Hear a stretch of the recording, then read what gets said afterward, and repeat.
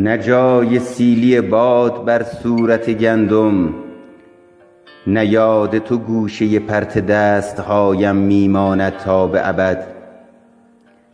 فولاد سخت هم که باشی برای بریدن دل شکسته کافیست. کفایت می کند صدای ضعیفی که به مراتب استخوانی، به مراتب انسانی. کوه با تمام عظمتی که دارد صدای کسی را به صرف عظمتش نگه نمی دارد. روزی بر می گردی و از عطر مثبت پاسخم لبریز خواهی شد.